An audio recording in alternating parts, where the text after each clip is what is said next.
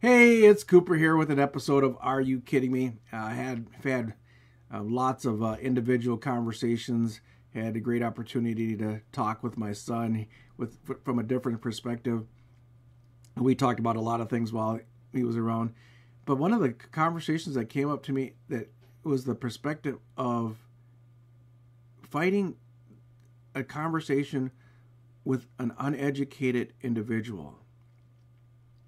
The hard part about fighting a conversation with an uneducated individual is because when their information is not based on truth or fact, they keep pushing it, or they fixate on something that they want to believe.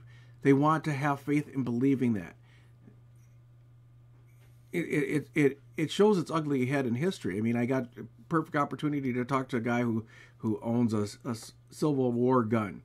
And he knows the history behind it. He knows the owner who had it, and so forth and so on. But the hard part about in talking the conversation is we got on the subject matter in history on why Lincoln released or put paperwork in to release the slaves.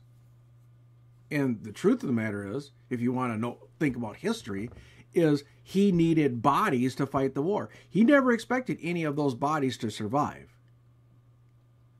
So when people talk about he did the most important thing to individuals in history, he wasn't thinking about their history. He was thinking about bodies. And if you look at the advertisement pieces that they used in reference to get people to go to war, they wanted bodies. They never expected to pay those people to come back. And so that's a whole nother topic matter. If people want to go to, for all those young people out there, don't forget history. Don't tear down monuments. Educate yourself about them. Because here's what the truth of the matter is. The negative history that one population has done over and over and over again, that they're now being called out for, is extremely important. People don't want to see the ugly behavior that they've done. They don't want it pointed and addressed. They don't want to hear about it, but they need to. So every single time that the negative groups do these negative protests, takes away from the activity and places new negative to a new narrative. It doesn't do anything for you. You're placing a new negative on a new narrative. Oh, you want to talk about defund the police, but you're going to be the one that's worried about your car being broken into and the drugs on the corner. Why don't we take the narrative of education?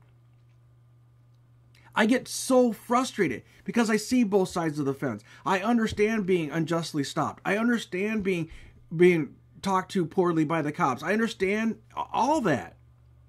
But what I don't understand is me, when I approach all my young black kids and friends, I go, get out of the drug world. Stop the negative activity. It's not the only way to live. Why are we not talking about that? Why are we not helping each other? Why are we not investing in ourselves? Why are we not taking the opportunity to educate ourselves? I know opportunities are restricted. I know we don't get a fair shake. I know that. But guess what? Now people can see it, so don't give a negative narrative. Talk about the corporate world that doesn't allow you to be hired when you have the correct credentials.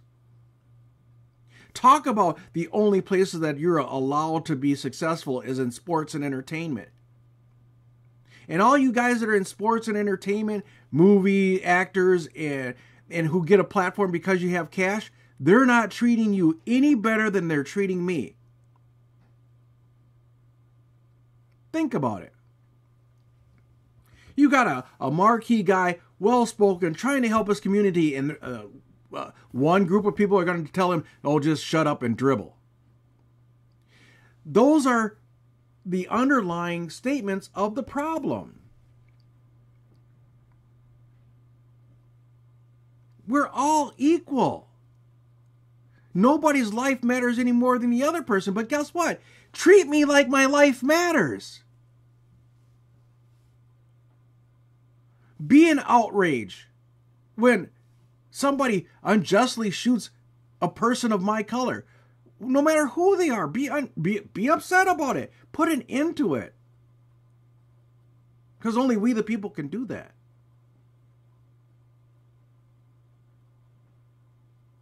Don't just be mad because one person does it.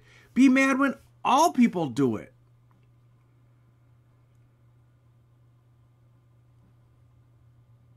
How do we function in such disarray? I talk to people all the time. Oh, Cooper, you're different. No, I'm not different. I'm a human being that wants an equal, fair shake. I want the same opportunity as the person next to me that I'm qualified for. I want a company not to say, oh, we can't hire you because of the color of your skin, which has happened to me way too many times. I don't want that. That's the glass ceiling. That's where it's wrong. I don't want that sensation again where the professor says to me, you're never going to graduate from this program because a black person has never graduated from this program. I didn't want that, but that's what's happened. See, those are the things that need to be called out in society. But people are afraid, black people are afraid to call out the negative things that a person has done to them, a Caucasian or any other group that has done to them, because now you're just labeled a disgruntled individual because of what person's done, because the majority can scrutinize the minority. See, and here's the problem, and this is what I discussed with my son. One white person can damage and hurt 100,000 black people. It's not the other way around. One black person can't devastate and damage that many white people. They can't do it. They can't, at a swipe of a pen, do things that criminalize you.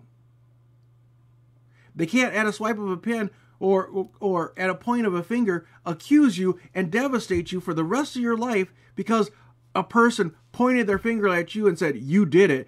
And you prove all the facts that you didn't, but guess what? You still go to jail because of it.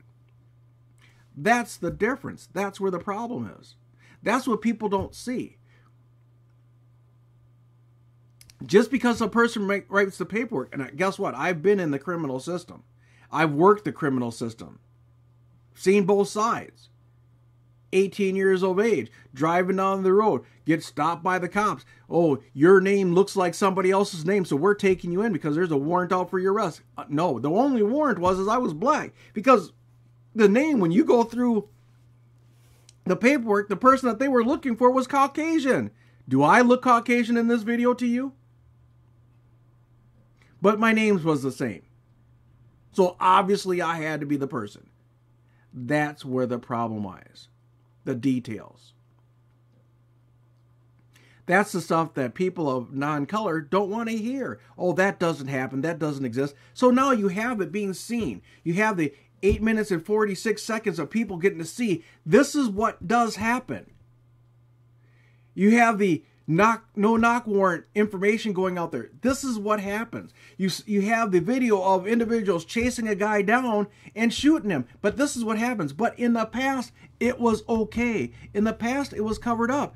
It's still being covered up.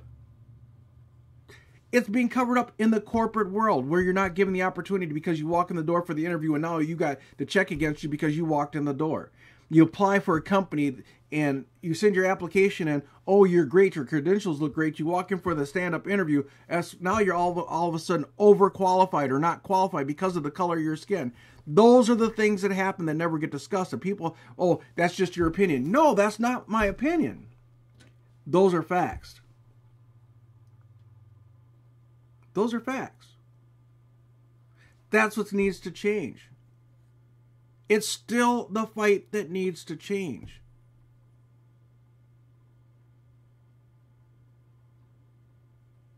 It's still the fight that needs to change, and it's sad. And as the world is doing what it's doing, and the governors and representatives are shutting us down and destroying us, that's because they don't have the experiences that we, the people, are having because they are under an umbrella where they're safe. You take their income away. You tell them, as long as you guys have lockdowns, you guys can't be paid. You'll have a different outcome. Are you kidding me?